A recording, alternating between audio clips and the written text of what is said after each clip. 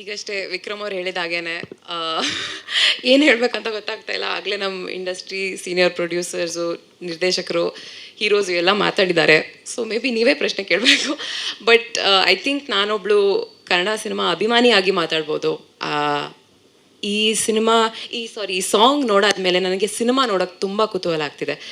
I think ಇವಾಗ ಶ್ರೇಯಸ್ ಅವ್ರ ಬಗ್ಗೆನೂ ಮಾತಾಡಬೇಕು. I have to say that ಅವ್ರ ಪ್ರತಿಯೊಂದು ಸಿನಿಮಾ ಚಾಯ್ಸಿಂದ ಅವರು ತನ್ನ ರೇಂಜ್ನ ಎಕ್ಸ್ಪ್ಯಾಂಡ್ ಮಾಡ್ತಾ ಇದ್ದಾರೆ.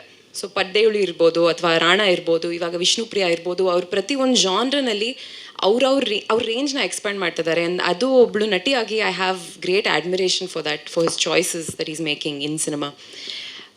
So all the best Shreyas, ತುಂಬ ಒಳ್ಳೆಯದಾಗಲಿ. I am waiting to watch the film. Prakash sir, the beauty of this film is outstanding. ತುಂಬ ತುಂಬ ಸುಂದರವಾಗಿದೆ. And all the best to the entire team. ನಿಮ್ಮ ಮತ್ತು ಪ್ರಿಯಾ ಅವರ ಕೆಮಿಸ್ಟ್ರಿ ತುಂಬ ತುಂಬ ಚೆನ್ನಾಗಿದೆ. Waiting to see that in the cinema. All the best. ಅಲ್ಲ, ಅಷ್ಟು ಶಾರ್ಟ್ ಆ್ಯಂಡ್ ಸ್ವೀಟ್ ಆಗಿ ಹೇಳಿದ್ರೆ ನಾವು ಕಳ್ಸೋಕ್ಕಾಗಲ್ಲ. ಸೇಮ್ ವಿಕ್ರಮಿಗೆ ಕೇಳಿ ಕ್ವಶನ್ ನಾನು ಇಲ್ಲೂ ಕೇಳ್ಬೋದು, ಇಲ್ಲೂ ಸ್ಪೇಸ್ ಇದೆ. ಹಾಡು ನೋಡಿ ಪ್ರೀತಿ ವಿಚಾರದಲ್ಲಿ ಏನು ನೆನಪಾಯ್ತು ರುಕ್ಕುಗೆ ಅಂತ? ಓ ಮೈ ಗಾಡ್, ಏನು ನೆನಪಾಯಿತು?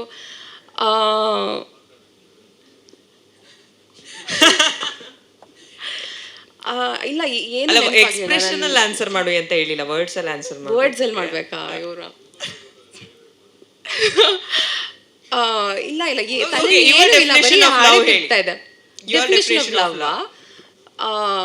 ಡೆಫಿನಿಷನ್ ಆಫ್ ಲವ್ ಕಾನ್ಸ್ಟೆನ್ಸಿ ಅಂದರೆ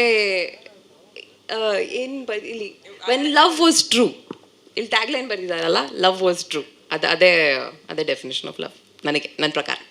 super, thank you so much. Thank you.